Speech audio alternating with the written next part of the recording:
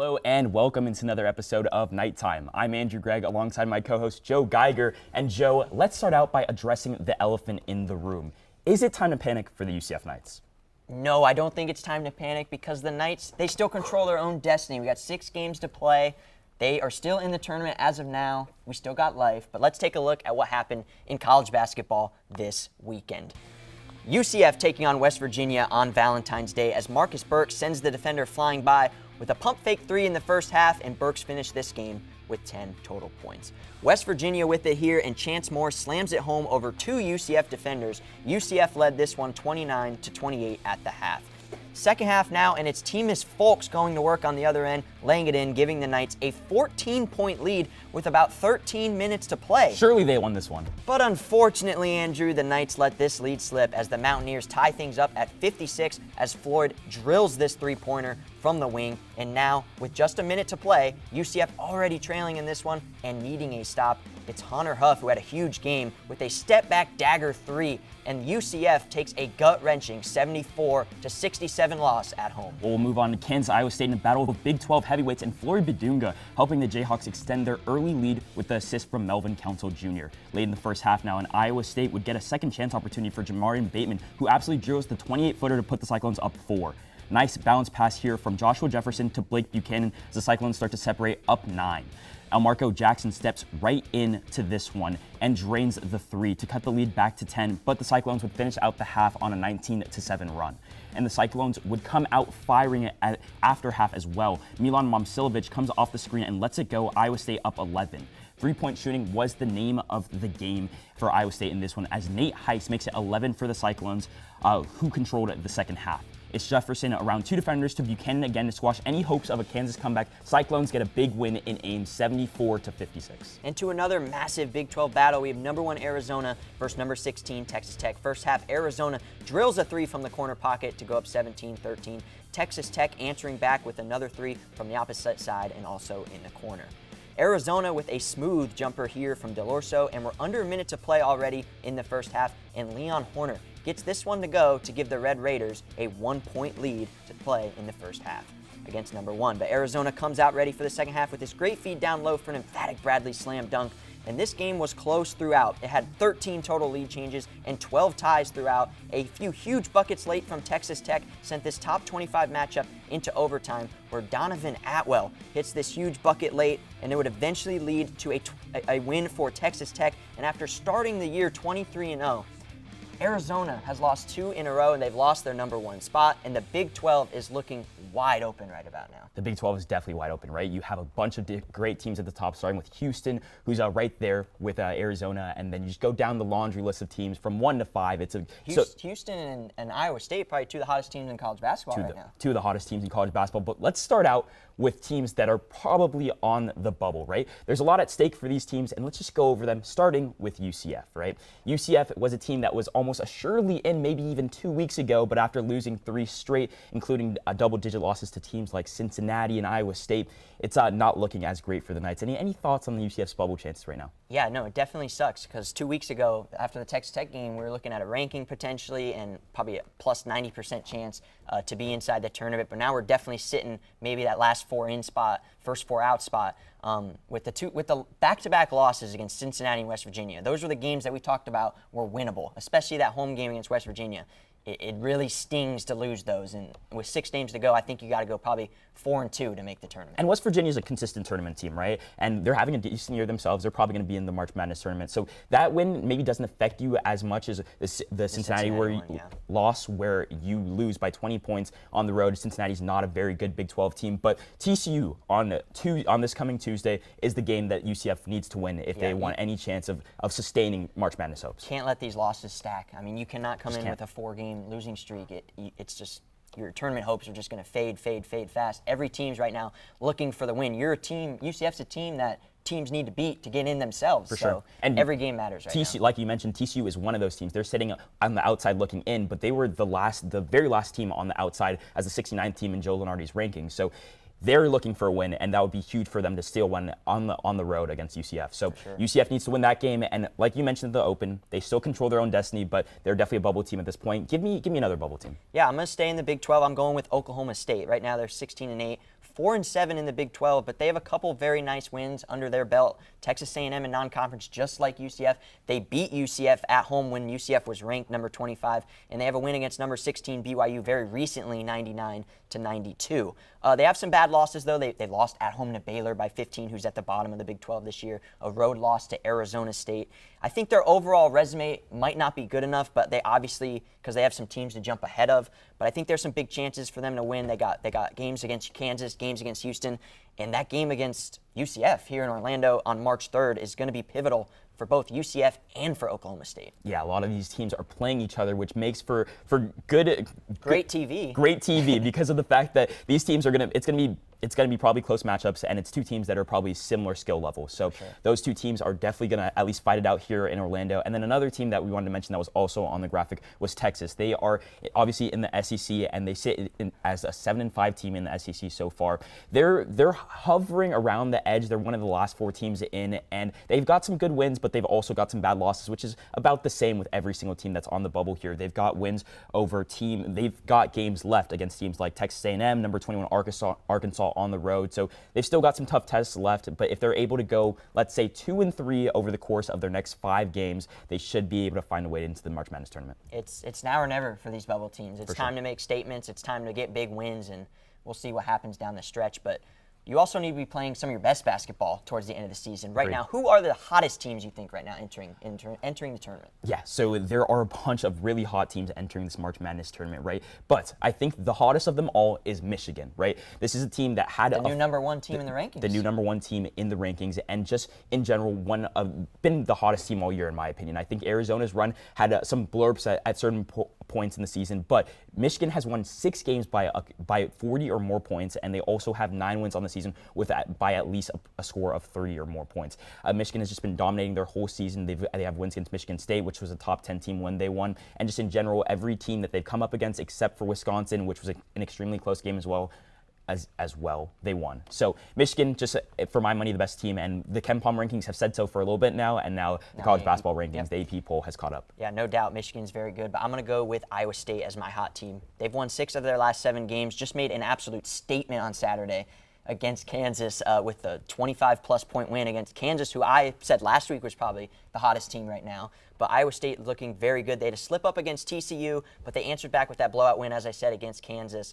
And they have a lot of tough matchups, games ahead: Houston, BYU, Texas Tech, Arizona. I think they're going to be one of the teams that could sneak into a 1 seed. They're right now probably a 2 seed. So it'll be cool to see down the stretch which Big 12 team I think gets the 1 or 2 seed. Yeah, and they have a matchup against Houston in their very next matchup, which should kind of determine some of those seeding rankings, right? Because Houston is the number 2 team in the nation now. They're playing some of their best basketball. They could also easily be one of those teams that is in this ranking as one of the hottest teams entering March. So 2 extremely hot teams. We'll see how it gets decided. But man, the Big 12 again, just probably for my money, top 2 conference. Okay. I said the Big 10 last time. Everybody's good. Big 10, Big 12, very good. Very good conferences. But moving on, we have to get into some of the teams that are showing a little bit of late weakness, right? Yeah. Some of the teams that maybe started out hotter and have kind of tumbled down the rankings a little bit. I want you to start off first. Yeah, I'm going to stick with the theme. I'm going to stay at the Big 12. I'm going BYU. Right now, they're starting to slide because they've lost 4 in a row. They finally ended that losing streak on Tuesday versus Baylor, but Baylor, not a very good team as we've seen this year. But it was nice for BYU to get that win. Their losses to Kansas, Oklahoma State, Houston, and Arizona. Obviously, some very good teams in there, but BYU is too good to have 4-game losing streaks. Led by AJ Dubansky, who is an absolute stud. This is a tournament team, no matter what. And right now, they're dropping in the seeding. They were a 2 seed. Now they're down to probably like a 5 or a 6 seed. So they need to get their act together and make up some ground here late in the season. Yeah, they entered into that Kansas matchup, which was a huge game at the time, and since then, I mean, even before then, obviously losing to Arizona, but they've had some recent struggles, and led by DeBon, so one of the best players in the whole country, right? Probably the top 2 pick in this next upcoming NBA draft. They need to just find a way to find their act and just kind of get back on a roll because of the fact that they do have the talent on their team, right? Richie Saunders was on this team last year. He led this exact same squad to a Sweet 16 berth last season. They were about a 5 or 6 seed, if I remember correctly. They were. And they ran up against Alabama, who was a great team at the time as well. But this team has carried some of the biggest names over, like Keita, and then also like Saunders. So they have the talent. They've just been slipping as of recently. And for my team, I want to go with Michigan State, a team that's lost 3 of their last 4 games. Felt like after that Michigan game, they lost just a little bit of momentum, especially losing to Michigan at home. It's a big rivalry game, and the fact that that was a very hyped up game. It's deflating to lose to your rival by that much as well. Exactly, especially in East Lansing. It's tough to do that, and then from there, they've lost 3 out of their last 4, as we just previously mentioned. They're starting to slip a little bit. Hopefully for Spartan fans, they can kind of pick that up towards the end of the season. But moving into Selection Sunday, what is something that you are looking forward to coming up? Yeah, you got to watch out for these conference tournament bid stealers.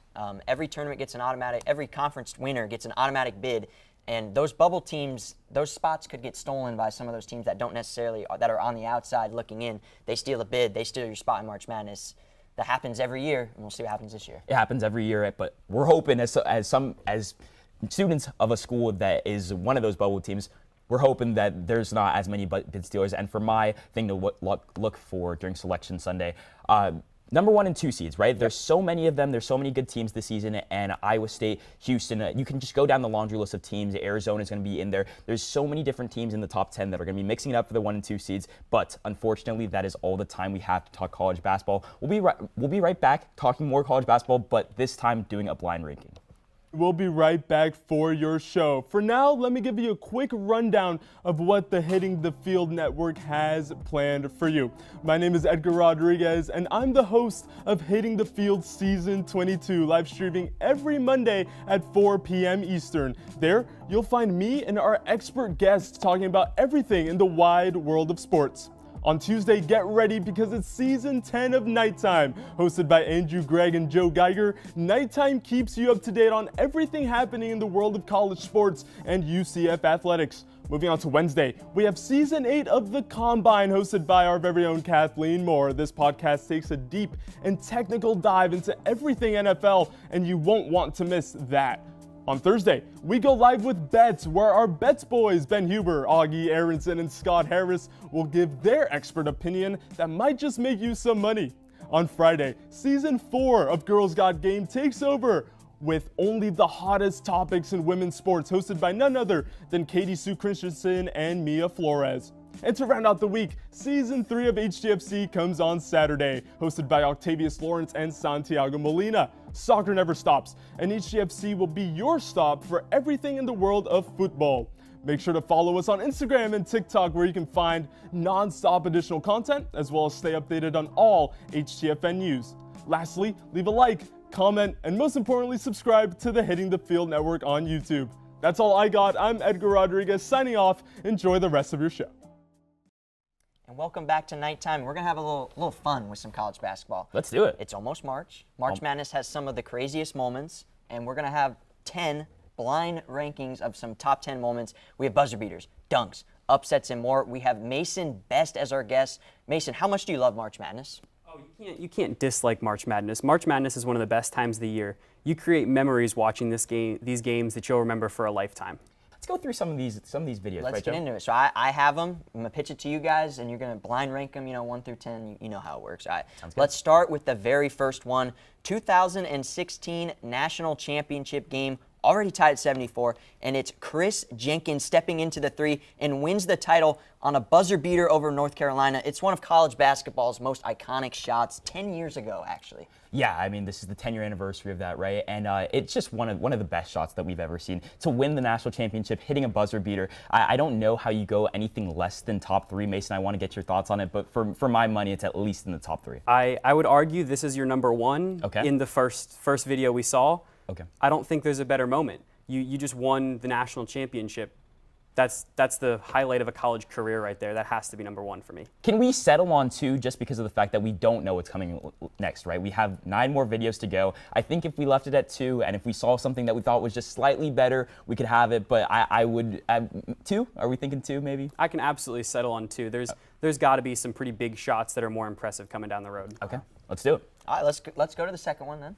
Also, the 2018 tournament, round 1, and it's an historic NCAA tournament moment. For the first time ever, a 16 seed defeats a 1 seed. The UMBC Retrievers make history in Charlotte as they beat the 31-3 Virginia Cavaliers, who was the #1 overall seed that year, and not only pull off the upset, but they beat and dominate them by 20 points for the first 16-1 upset ever. Yeah, I mean, this was a crazy moment. Seeing this, I think I was watching this in class, and I was like, what is going on? Because of the fact that Virginia came into that season, throughout the course of the season, was one of the hottest teams that we'd ever seen. And to go into March Madness as the top overall seed, and then to lose as the first ever 1 seed to lose, I think that's got to be in my top 5. I could settle around 5 to 6. Mason, let's hear what you think. I would put it a little lower than 5. I would maybe say like 6 or 7, only because I think that you see upsets every year. The upset is great, and the fact that it was a 20-point upset is huge, but I think that there's some bigger shots coming down the line. It's also a bit historic now because of the fact that it was the first. I honestly never thought we'd see that. Yeah, and then now we've seen it multiple times. When I fill out my bracket, I just kind of auto buy the 1 and 2 seeds into the next round. So the fact that that happened, and that was the first time it had ever happened against the #1 overall seed in the country, I think you said you could see around 6 or 7. We could settle on 6. I can work with 6. Sounds good. Okay, 6 it is. Next one, let's go to the 2022 Final Four. It's the iconic Carolina-Duke rivalry. We all know and love it. We talked about it last week. And Caleb Love drills a dagger 3 with under 30 to play to put an end to Coach K's legendary coaching career with this iconic shot in New Orleans. Yeah, I mean, Caleb Love was one of the stars of that tournament, and it's not only it was not only Coach K's final game, but it was Coach K's final game as the rivalry game in all of college basketball, Duke and UNC. It's crazy that Caleb Love was the person to finally put Coach K to rest, and yeah, it was such a crazy moment. Mason, where are we thinking this is? I'm sitting more around 4 or 5 for this, Mason. I could see you going a little bit lower, but this is a great moment in college basketball. I'm thinking right around a 5 or a 7. It's a huge moment in college basketball where you see one of the best rivalries in all of the sport, but I still think that there's bigger shots. It's a great win, but I think there's some crazy shots in college basketball that I'd rather rank higher. Yeah, then I can agree on 5, and we can move on to the next one. Yeah, let's ramp it up here. 2013 tournament, and it's Florida Gulf Coast Eagles, but they were known as Dunk City during this run. Their Cinderella run to the Sweet 16 as a 15 seed, yep. All of these slams came from their first round upset over #2 Georgetown, which was a 78-68 win, and this last one here at the end that you'll see, the most iconic one of that entire run. So Dunk City, where are you putting them? Yeah, 2013 Dunk City was just absolutely amazing to watch, and I mean, as Florida residents as well, it was a cool time to be alive because FGCU isn't like known as just a sports school in general. So the fact that they were able to make it all the way to the Sweet 16 was really cool. But I think I probably have this somewhere around 7 or 8. Mason, what do you think? As much as I want to rank a fellow Florida school higher in the rankings, as the dunks were so entertaining, I think this is more of an 8 or a 9 because I think there's bigger moments, like I've said before. The dunks are super entertaining. I think there's bigger spots, though. Well, yeah, you've got me sold. I think that we can put this towards the lower ends of. There's some crazy stuff in March Madness, so we can settle on 8. Yeah, let's settle on 8. 2018 March Madness, and it's Houston versus Michigan. And there must have been a baddie courtside because Jordan Poole gets the extra pass here and drills the buzzer beater with a deep 3 to send the Wolverines to the Sweet 16. He was a freshman, by the way, when he hit that shot. Yeah, I mean, Jordan Poole was an extremely good freshman, and obviously we know him as a part of the Warrior squad. That it was a pool party over there. But yeah, his name started, at least in my mind, with that shot, and it was a great shot. Again, crazy shot, but it was only to move on to the Sweet 16, and Michigan is a team that their aspirations are typically higher than that. So I would put that maybe around a 9 or 7. What do you think, Mason? I couldn't agree more there. I think it's a great shot, it's a great win, but you're only moving on to the Sweet 16. If it was like a Final Four or a championship shot, then I say it's our potential 1 or 3. But with the shot and with the ranking to only move on to the second round, I think it's more like a 9. Yeah, I completely agree with you. Let's put it at 9. Give us the next one. Let's ramp it up. 2016 first round, Texas just tied the game at 72, and Northern Iowa's Paul Jesperson throws one up from midcourt and banks it home for an upset 75-72 win. There's buzzer beaters, and then there's half-court buzzer beaters. Yeah, I mean, Northern Iowa being able to take this one over Texas, just another small school over another big school. I think that this probably falls around 7 or 10 for me. Mason, where do you think? I would lean towards ranking this one a little bit higher, more towards our 4 spot. Ooh. Only because you don't see half-court buzzer beaters like that. That's an impressive shot. that you don't see that one go down every year. Okay, well, we've got 4 taken, so we've got 3, 6, 7, and 10 left. Where do you think that falls? Ooh, I would lean towards 7 then and hold out for some of the later ones. Okay, we'll put it at 7. Joe, give us the next one. 2023 Final Four in Houston. San Diego State down by 1, and Lamont Butler finds his spot and hits the buzzer beater jumper to send the Aztecs to its first national championship game in school history, knocking out Florida Atlantic, another Cinderella team from this pretty absurd March Madness year. Yeah, this one's got to be at 10 for me, unfortunately. It's a very cool moment, and it's probably no lower than 6 if you ask like an average person. But I actually went to this game. My sister is an FAU alum, and I'm a big Miami Hurricanes fan, so I was at this game. It was an extremely sad just day in general because both the Hurricanes and the FAU Owls lost. I rate it at 10. Mason, where do you want to put it? I couldn't agree more again. It's an exhilarating final 20 seconds, but I think there's bigger moments. Yeah, to be fair, it is to move on to the national championship, so it is a huge moment, but it's not the greatest shot we've seen. It's definitely not the greatest shot we've seen here.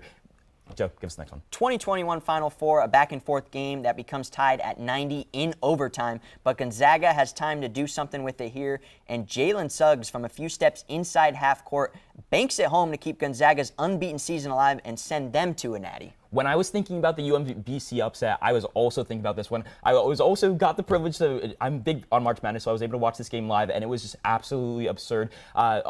Obviously, just a great shot, and it's to move on to the national championship. So I think that this probably falls at 1 for me. What do you think, Mason? I think this is our one. I think we found it. Nice. I don't think there's a bigger shot. I don't think there's a bigger moment than this one.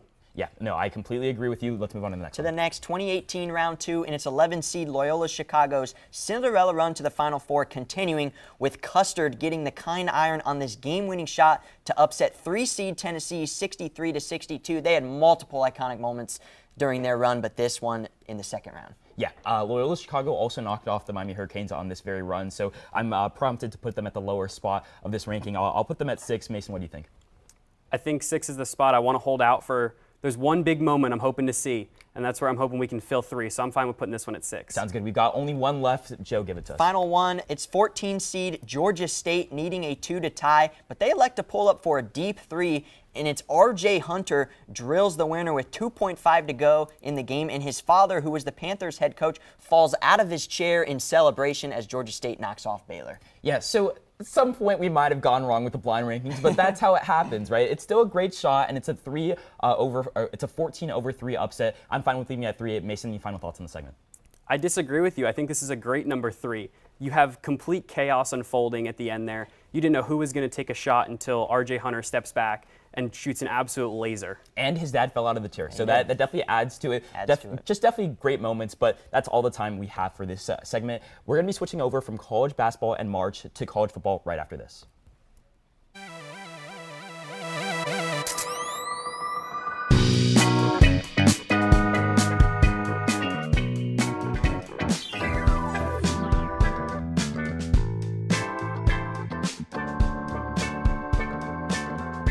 Never got me anything for my birthday. I don't even know what that is. I thought birthdays were every 100 years like the Kids' Choice Awards. What? Finally, he's here, man. He's always late. Who? Marcus?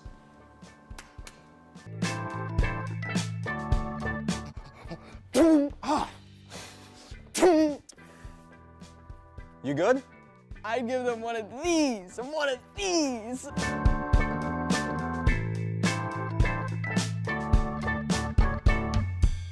Behind every on-screen moment is a whole team of engineers and technologists. And you can be a part of such a team through SMPTE at UCF.